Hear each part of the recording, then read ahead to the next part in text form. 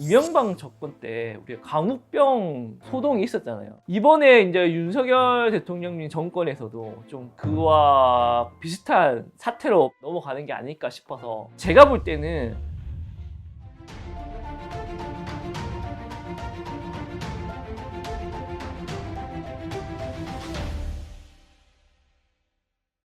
안녕하세요.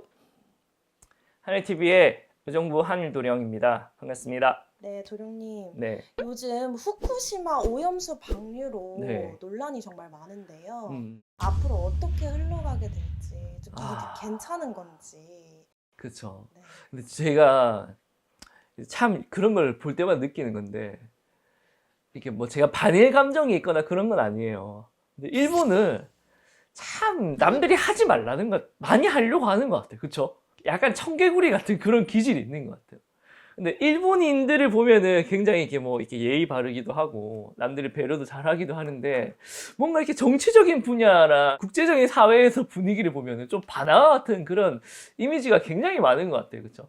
이번에 전 이제 모든 세계에서 그렇게 하지 마라. 웬만하면 너무 자기만의 이렇게 방식을 좀 고집하는 게 아닐까 싶기도 하고요. 갑자기 또 그거를 또 오염수를 방류를 한다고 하니까 소금값도 올라가고, 그쵸? 이제 저도 해산물을 굉장히 좋아하는 입장에서 일본과 해역이 거의 맞닿아 있다 보니까 그런 거 먹는데도 차질이 생기지 않을까 싶습니다. 일단은 앞으로 어떻게 될지 전망을 한번 살펴보도록 할게요.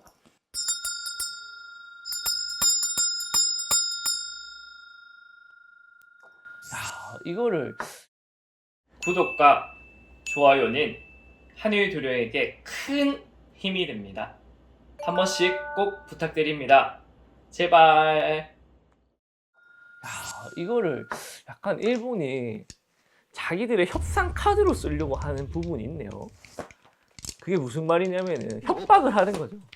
그러니까 옛날에 일본이 원래 이제 세계대전에서 패배하고 나서 군대도 못 가지게 되고 막 여러 가지 제약이 많았잖아요. 근데 요거를 마치 이제 우리가 핵무기를 보유한 것처럼 국제사회와 뭔가 이렇게 힘겨루기를 하려고 하는 게 보여요. 일단은 근데 제가 볼 때는 일단은 방류는 안 될 가능성이 굉장히 높아 보이긴 합니다. 그러니까 근데 대체 방안을 세우긴 한다고 하거든요. 근데 그 대체 방안이 그 방류하는 거랑 별 차이가 없다 그래요. 그러니까 일본이 이 국제적인 문제를 가지고 계속 국제사회와 뭔가 힘겨루기를 통해서 자기들이 뭔가 얻고자 하는 정치적인 이유가 있나 봐요. 사실상 그거를 방류를 하면은 자국민들이 섬나라에 사는데 해산물을 못 먹으면 주식이 거의 이제 해산물인데, 그쵸? 더 큰 문제잖아요. 그래서 그런 것들을 감안해서 약간의 협박용이 아닐까 그런 생각을 하면서, 근데 한 가지 좀 이건 좀 정치적인 발언이긴 한데 우리 국무총리님하고 다른 민주당 국회의원이 이게 질의응답하는 걸 봤거든요. 해양수 방류에 대해서.